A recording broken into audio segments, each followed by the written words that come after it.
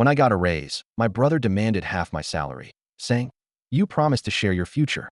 I said, "Not with someone who tries to steal my past." He tried to access my account. I let him think he did. What he found was a trap. And now he's being investigated. I never expected my own brother to betray me like that. I mean, yeah, we had our differences.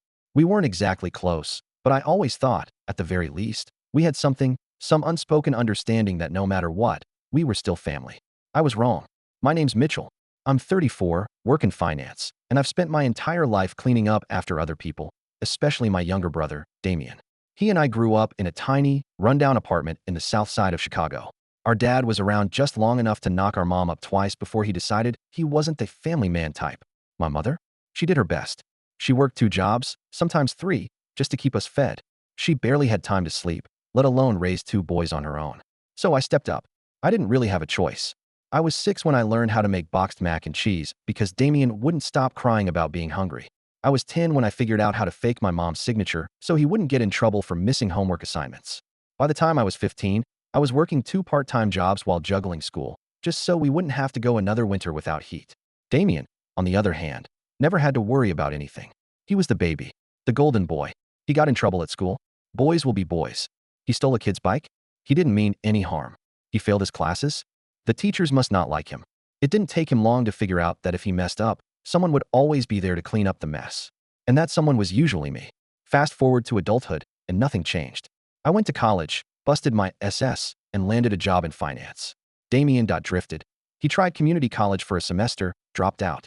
Worked at a few retail jobs, got fired. Picked up some sketchy business ventures that always ended in him getting scammed. He never stuck with anything, never built anything for himself. And yet, somehow, he always had money for drinking, partying, and whatever other dumb crap he was into. It got to the point where every time my phone buzzed with his name, I knew it meant he needed something. "Hey, bro, can you spot me 50 till payday? Man, my car broke down. I just need a couple hundred." "Dude, my landlord's being a DCK. I'm short on rent." The worst part? I gave in. Every single time. Because no matter how much he took, he was still my brother. But last year was my breaking point. I got a promotion. A big one. Senior financial analyst, with a fat salary increase to match. It was the first time in my life I felt like I had made it. Like all the years of grinding, of struggling, had finally paid off. I called my mom first. She cried, told me she was proud of me. Then I told a few close friends. And then, like in a holy, I told Damien. I should have known better. The next day, he showed up at my place unannounced. "Man, we gotta celebrate." He clapped me on the back like we were best friends. "Look at you, moving up in the world. I always knew you'd do it." I should have been happy. But something about the way he said it, the way his eyes darted around my apartment, like he was scouting, made my stomach twist. Still, I let him in. We drank a few beers, and at first, it felt normal. Almost like we were kids again, before life pulled us in different directions. Then, halfway through his 3rd beer, he leaned forward. "So, how much we talking?" I frowned. "What? The raise, man. Don't be shy. You can tell me. What's the number?" I hesitated. "It's not a lot." He grinned. "Yeah? That's awesome. We're gonna be set, bro." I blinked. "We?" He chuckled like I had just said the dumbest thing in the world. "Come on, Mitchell. You know what I mean. You wouldn't be where you are without me." I almost choked on my drink. "What the HLL are you talking about? You promised." His tone was light, but his eyes? Dead serious. "When we were kids, you said we'd always look out for each other. That if one of us made it, we both made it." I laughed. Not because it was funny, but because I had said something like that when I was 15 and naive enough to think brotherhood meant something. That was before I spent years being his personal safety net. Before I realized that to him, family was just another word for S-cur. "That was when we were kids, Damien," I said. "I was talking about getting out of that crafty apartment, making a life for ourselves. I didn't mean I'd bankroll you forever." His smile disappeared. "So that's it. You're leaving me behind." I sighed. "I've been dragging you along for years." He didn't say anything after that. He just sat there, staring at me. Then, without another word, he grabbed his beer, finished it in one long gulp, and left. I thought that was the end of it. I was wrong. A week later, I got an email from my bank about a failed login attempt. Then another. Then an alert that my password had been changed, except I hadn't changed it. My stomach dropped. There was only one person who had the nerve to try something like this. I immediately locked my accounts, changed all my passwords, and set up extra security measures. Then, I set a trap. I created a fake account, made it look real, my name, an email link to my bank, even a small balance to make it seem legit. Then I waited. 2 days later, I got the alert. Someone had tried to transfer money out of it. Bingo. I called my bank and told them someone was trying to access my account fraudulently. They launched an internal investigation. And because financial crimes aren't something to mess around with, they took it seriously. Turns out, trying to steal from someone leaves a digital trail. A trail that led straight to Damien. 2 weeks later, I got a call. Mitchell, he sounded panicked. I think someone's trying to frame me. I almost laughed. Oh really? And what makes you think that? There's an investigation, he blurted. They're saying I tried to steal from you. Wow, I said. What kind of person would do something like that? Silence. Then, barely above a whisper, he said, please, you have to help me. And for the first time in my life, I didn't. For the first time in my life, I let Damien deal with the consequences of his own actions. And honestly, it felt good. No more cleaning up his messes. No more late night calls begging for money. No more pretending that family was an excuse for him to use me like a goddamn ATM. But I should have known Damien wouldn't go down quietly. At first, it was just the phone calls. He'd call at all hours, morning, noon, middle of the night, always from a different number because I had blocked the last one. I never answered, but the voicemails kept piling up. Mitchell, please, man, this isn't funny. I didn't do anything, okay? You have to tell them I wouldn't steal from you. Dude, this is serious. They're saying there's evidence. How the HLL is there evidence of something I didn't do? Mom's freaking out, you know that? She's been crying all day. You really gonna do this to her? To me? After everything.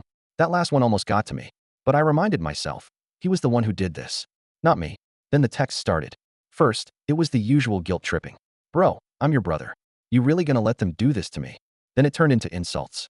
Wow, guess you really are just some corporate sellout now. Figures. Always thought you were better than me, huh? But the worst ones? The ones that made me feel like I had a goddamn rock sitting in my chest. You know mom's sick, right? What do you think this stress is doing to her? And that's when I knew he had gone crying to her. I should have expected it. Damien had a way of twisting things, of making himself look like the victim. He could spin a sob story like no one else, and Mom, God bless her, would always believe him. She called me that night. Mitchell, she started, her voice thick with worry. What's going on with Damien? I sighed, pinching the bridge of my nose. Mom, I don't have the energy for this right now. He says you set him up. I let out a sharp, bitter laugh. Oh, so that's his story? That I just woke up one day and decided to frame my own brother for fraud. Baby, I don't know what to think, she admitted. I know you boys have had your problems, but this? I don't understand it. He's saying he's going to get arrested, Mitchell. Yeah, well, maybe he should have thought about that before he tried to rob me. There was a beat of silence. When she spoke again, her voice was quieter. You really think he did it? I almost lost it right then. Did I think he did it? Like this was some kind of mystery? Like I hadn't spent years watching him take and take and take, never once giving a damn about who he hurt in the process? Mom, the bank traced it back to him. I said, trying to keep my voice level. Not me. Not some stranger. Him. She sniffled. He said he was hacked. That someone must have used his IP address or, oh, come on. I snapped. That's the dumbest excuse I've ever heard. And you believe him? I don't know what to believe anymore, she cried. All I know is that my sons are tearing each other apart. And I can't take it, Mitchell. And just like that, all the anger drained out of me, leaving nothing but exhaustion. I didn't do anything, I murmured. I just stopped covering for him. She didn't respond. We sat in silence for a long time before she finally whispered, I just don't want to lose either of you. I swallowed hard. Maybe you already have. And then I hung up. For the next few days, I tried to move on. Work kept me busy, and I told myself that this was it. Damien was finally facing the consequences of his own actions. But then things started getting weird. One morning, I walked out to my car and saw a long, deep scratch running down the driver's side door. At first, I thought it was just bad luck. Maybe someone had brushed against it in the parking lot. But then I found the second scratch the next day. And the third. Then there were the packages. Random deliveries showing up at my doorstep. Crap I never ordered. A 50-pound bag of cat food. A baby stroller. A custom-printed t-shirt that said, I steal from my family. At first, I laughed it off. But then the note started. Slipped under my door. Stuck to my windshield. Sent from fake email accounts.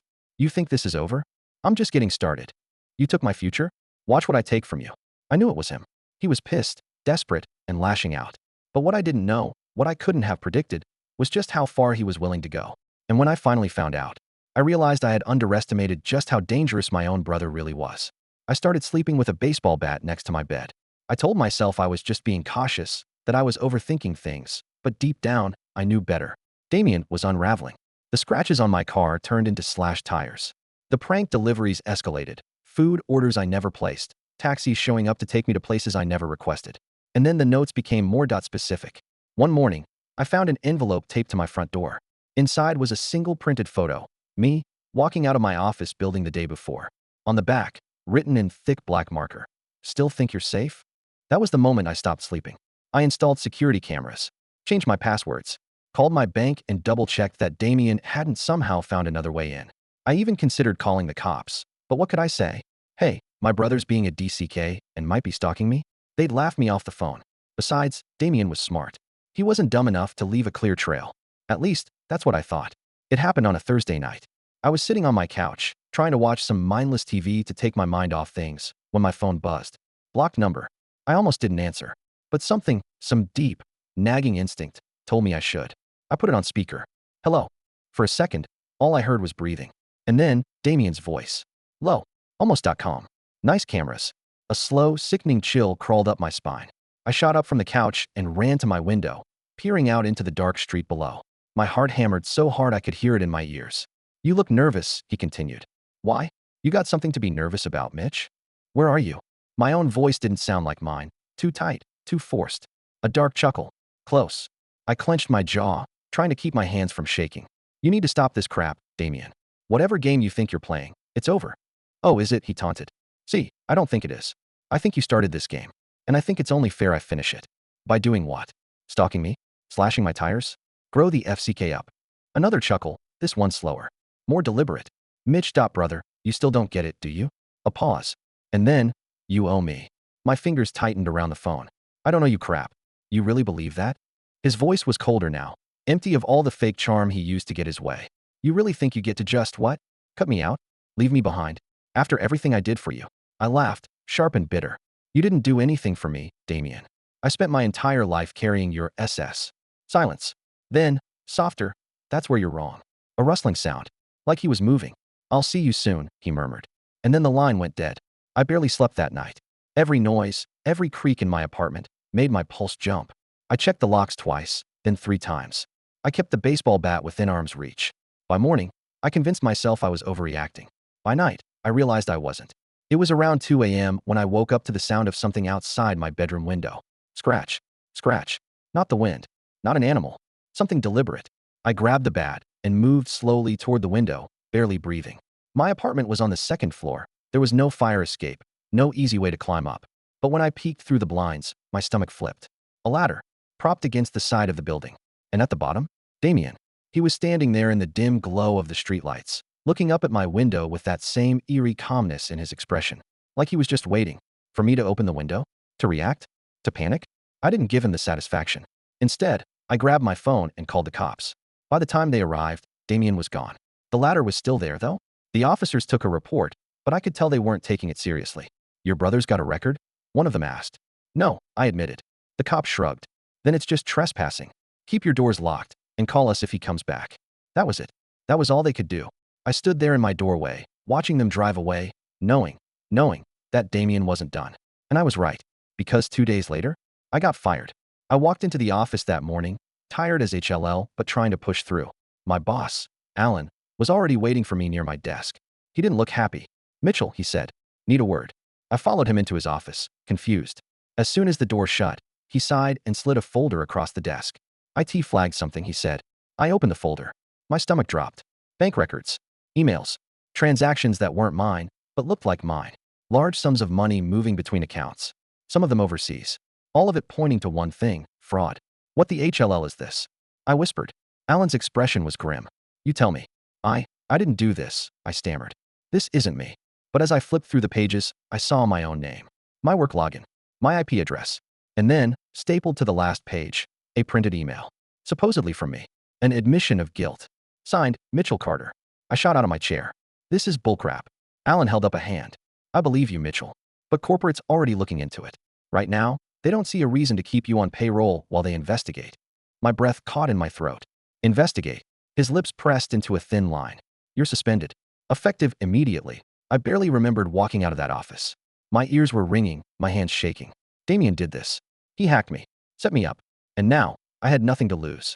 I sat in my car for almost an hour, gripping the steering wheel so hard my knuckles turned white.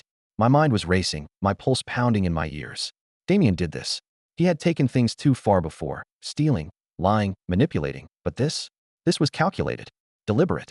I'd spent my entire life cleaning up his messes, and now he was trying to burn my life to the ground. I needed proof. Something concrete to show the company, the cops, HLL, even our mom, that I wasn't some criminal. But Damien wasn't sloppy anymore. This wasn't just some dumbass attempt to steal money. This was personal. I needed to hit back. Hard. First, I called an old friend, Jordan. We went to college together, and while I ended up in finance, he took the hacker route. Ethical mostly. Companies hired him to break into their systems, find weak spots before real criminals could. I hadn't talked to him in years, but when I told him what was happening, he didn't hesitate. Damien. He whistled. Man, I remember that guy. Always felt like a walking red flag. Yeah, well, he just got me suspended from my job. There was a pause. You sure? I sighed. No, Jordan, I'm just ruining my own life for fun. All right. Send me everything you've got. Emails, bank stuff, whatever you can dig up. I spent the next few hours forwarding everything I could find. Screenshots of the fake transactions. Copies of the emails I supposedly sent. Even the goddamn photo Damien left on my door. Jordan got to work immediately. This might take a while, he said. He covered his tracks pretty well. But no one's perfect. I hoped he was right. That night, I got another phone call. This time, it wasn't from a blocked number. It was our mom. I almost didn't pick up. I knew she was going to plead Damien's case, tell me I was being too harsh, beg me to fix things like I always did. But a part of me, some exhausted, broken part, wanted to hear what she had to say. I answered. She was crying. Mitchell, she sobbed. Please, you have to stop this. I pinched the bridge of my nose. Mom, he's saying you're trying to ruin his life, she cut in, voice shaking. That you're blaming him for something he didn't do. I clenched my jaw. And you believe him? I don't know, she admitted, her breath hitching. But this is tearing us apart. He says he lost his apartment, that he's got nowhere to go. My stomach twisted. Wait, what? She sniffled. His landlord kicked him out. He said you made sure of it. I almost laughed. I made sure of it? Mom, I haven't even talked to his damn landlord. Then why is this happening to him, Mitchell? Her voice cracked. He said he's been staying at a shelter, that he has nothing left. I shut my eyes. I could picture Damien perfectly, his sad, broken expression, the slight tremble in his voice as he spun his lies. He always had a way of making himself look like the victim. Always. He did this to himself, I said firmly. I didn't tell his landlord anything. I didn't take his money. I didn't try to hack his bank account. This is just another one of his goddamn games. Mitchell, please. No. I snapped, harsher than I meant to. You want to help him? Then let him deal with the consequences of his own actions. Stop making this my problem. Silence. And then, quietly, I don't know how to do that. Something in my chest ached. I hated that I understood. Mom had spent her whole life patching things up, smoothing things over, pretending everything was fine even when it wasn't. She had done it with our dad. She had done it with Damien. And now, she wanted me to do it too. But I couldn't. Not anymore. I gotta go, Mom, I said, voice tired. I hope one day you'll see this for what it really is. And then I hung up. By the next morning, Jordan had something. All right, he said, excitement in his voice. Your brother's good. I'll give him that. But I found a few cracks. I sat up. What kind of cracks? The kind that prove he's been using your network to set up the fake accounts. He chuckled. Sloppy mistake. Guess he got too CCKY. I mean if your company actually looks at the right logs, they'll see the trail leading straight back to him. I exhaled, relief washing over me. Jesus, Jordan, you're a goddamn lifesaver. Oh, I know, he said smugly. Now, what do you want to do with this? I didn't hesitate. Burn him to the ground. I wasn't going to let Damien get away with this. Not this time. For years, he had taken from me, lied to me, manipulated everyone around him. But this was different. He hadn't just stolen money or borrowed something he never planned to return. He had tried to erase everything I built, and I was going to make sure he paid for it. Jordan sent me everything. Logs, timestamps, proof that Damien had used my credentials to set up the fraudulent accounts. He had spoofed my location, but he wasn't as smart as he thought. A few overlooked IP addresses and a hidden connection back to his personal email account were all I needed. With everything compiled, I scheduled a meeting with my boss. Alan didn't look happy to see me. He sat behind his desk, arms crossed, and gestured for me to sit. This better be good, Mitchell. I didn't waste time. I pulled out a flash drive and slid it across the desk. It's Damien. Alan's brows furrowed. Your brother? He framed me. Everything on that drive proves it. He hesitated, then plugged it in. As he scrolled through the files, his expression shifted, from skepticism to realization to something close to anger. He really thought he could get away with this? Alan muttered. I shrugged. He's gotten away with worse. Alan exhaled sharply and leaned back in his chair. Mitchell, I'll be honest. Corporate was ready to make an example out of you. But this, he tapped the screen. This changes things. So what happens now? You're reinstated, effective immediately, Alan said. And your brother? A dark chuckle. He just committed corporate fraud. Multiple counts.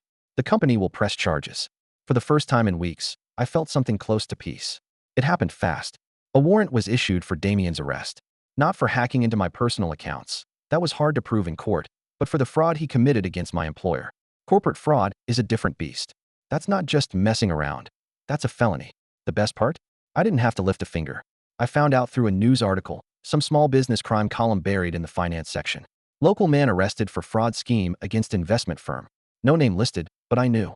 A few days later, my mom called. Mitchell, she said, voice weak. It's Damien. They arrested him. I swallowed the lump in my throat. I know. They won't let him out on bail. They wouldn't. He's a flight risk. She let out a shaky breath. You have to talk to them. Tell them it was a misunderstanding. I closed my eyes. Mom, I can't. You can, she whispered. Please. And for a brief moment, I almost caved. But then I remembered the fake transactions. The emails. The way he had laughed on the phone while watching me through my own security cameras. And I knew, if I helped him, he'd do it again. I took a breath. I love you, Mom. But I'm done. I heard her cry. It hurt. But it didn't hurt as much as Damien had. Damien pled guilty. His public defender must have told him the same thing everyone else did. There was too much evidence. He got 3 years of probation, community service, and a permanent fraud charge on his record. No jail time, but no easy life, either. You can't get a decent job with that kind of charge hanging over you. Can't rent an apartment without raising eyebrows. Can't get a loan or a credit card without a deep dive background check. For the first time in his life, Damien had to deal with the consequences of his own actions. And me? I moved on. I got my job back. Got a raise, actually. Turns out, proving corporate fraud earns you some goodwill. I moved into a new apartment, changed my number, and let myself breathe for the first time in years. Mom still calls sometimes. I answer when I can. She doesn't bring up Damien anymore. I think she finally realized what I had known all along. Some people can't be saved. Some people don't want to be saved. And me? I was done trying.